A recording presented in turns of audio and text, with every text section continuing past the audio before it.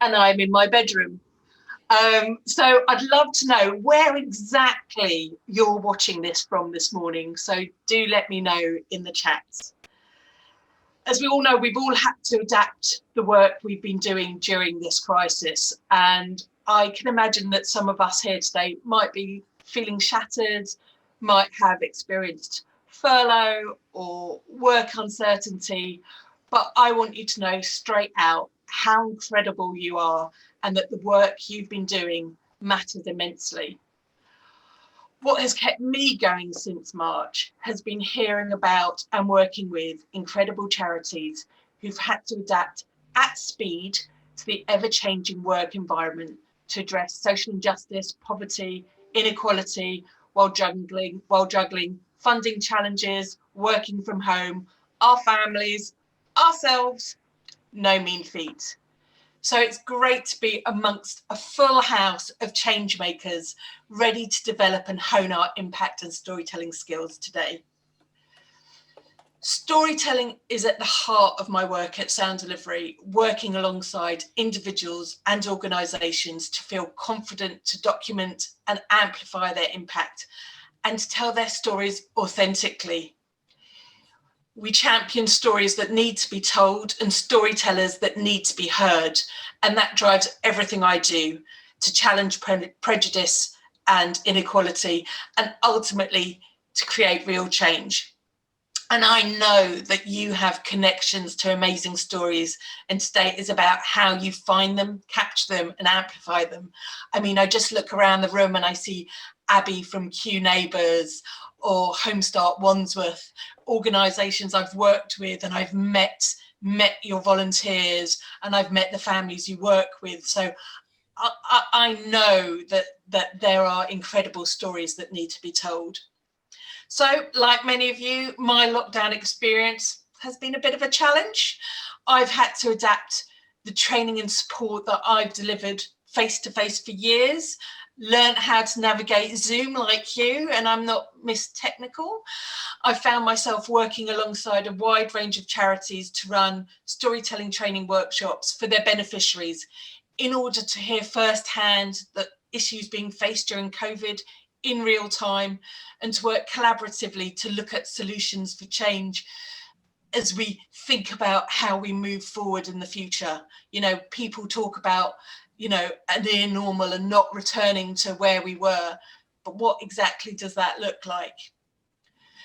No two lockdown days have been the same in my world, and I've worked with kinship carers, families navigating the care system, individuals dealing with precarious housing situations, care experienced young people, clients of a law centre and young people with disabilities.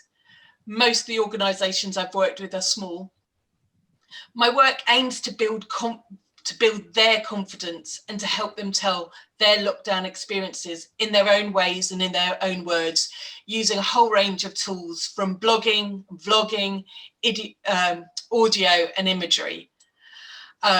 It's just been a really incredible experience. And many charities have worked collaboratively with their networks to capture stories from the front line.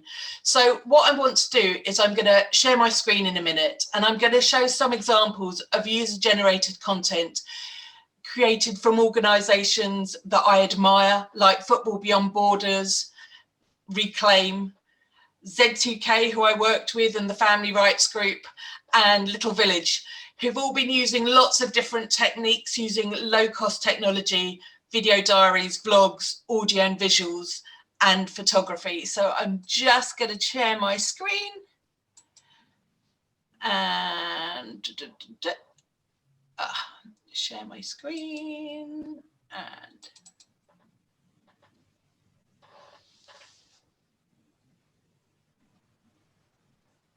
I fear that Liverpool won't win the league because it won't count, but we'll have to wait and see. I really hope they do win it.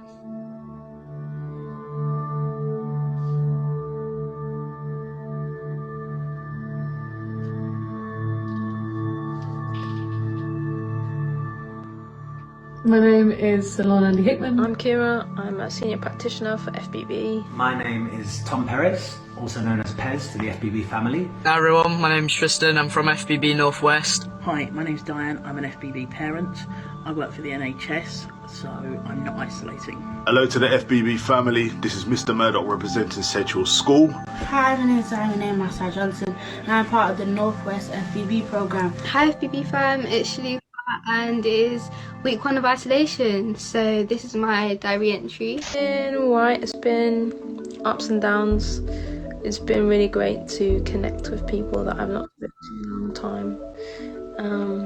Being like forced to isolate, and for good reason obviously, but means that you've got so much time now. I live with my mum.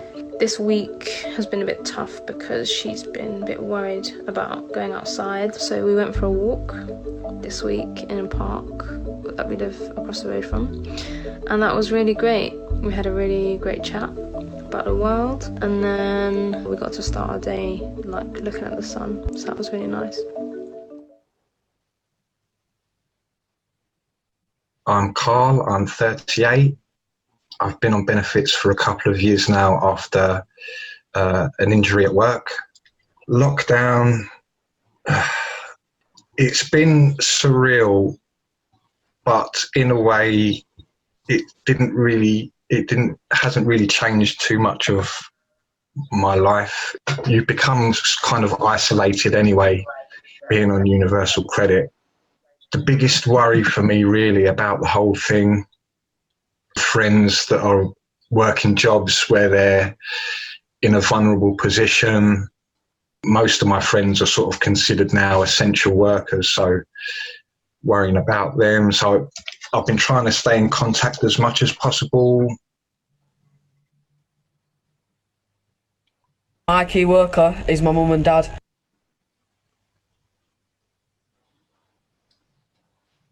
She's a support worker, and her job is to make sure that she cares for the people that need the extra bit of support. She's helping vulnerable children while their parents are out helping us. He is responsible to make sure that all the Morrison depots across the country send out enough food to the supermarkets. She created loads of resource packs for the young people to keep our minds busy. She's a key worker, she works in school. She's a nurse carer and she's saving people's lives. My mum's on the front line at Redwood, which is a secondary school that looks after special needs kids.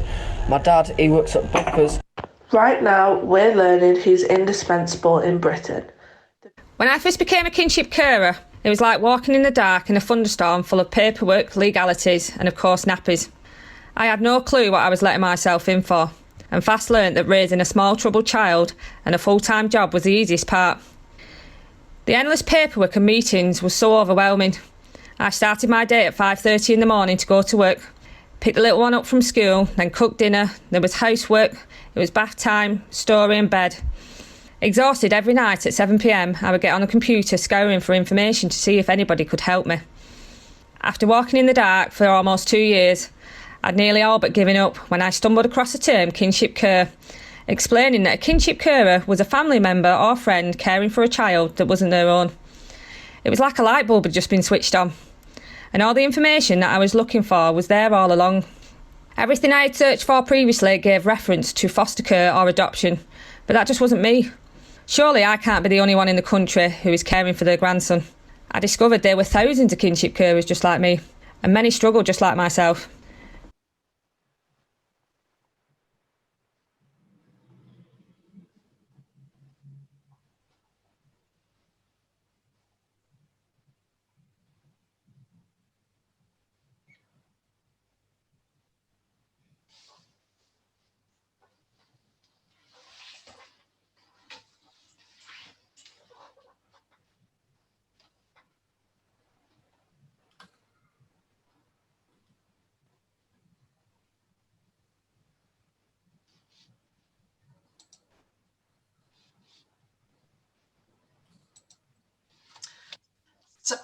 So that just gives you a sense of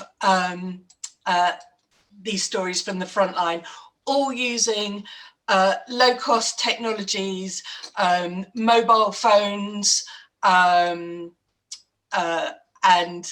they have been watched by tens of thousands of people, have been shared with policymakers, engaged journalists, have been a prompt to recruit volunteers, and in many cases to raise much needed funds. And the quality might not always be perfect, but the authenticity shines through. And you can't underestimate the value of being asked to be involved in projects or share your experiences. More now than ever, where so many people are feeling invisible or not listened to. Through my partnership work with charities, it's been fantastic to see the impact of involving your networks in storytelling. There's a renewed confidence that comes from being asked to share your experiences and ideas and feel like you've been listened to. And these skills matter because this is often a starting point to being part of a longer, deeper process to create change. From becoming a trustee on the board, being interviewed by journalists, to being part of Zoom discussions with MPs, to meeting like that volunteer in the little village image at the end, to meeting the Duchess of Cambridge and having a conversation with her. And we've all seen the value of using personal experiences to affect change. Marcus Rashford publicly describing his experiences of food poverty growing up and the support given to his family in order for him to succeed, and using his platform to shame the government into policy U-turns over free school vouchers over the holidays. It's been amazing and personally really moving to watch.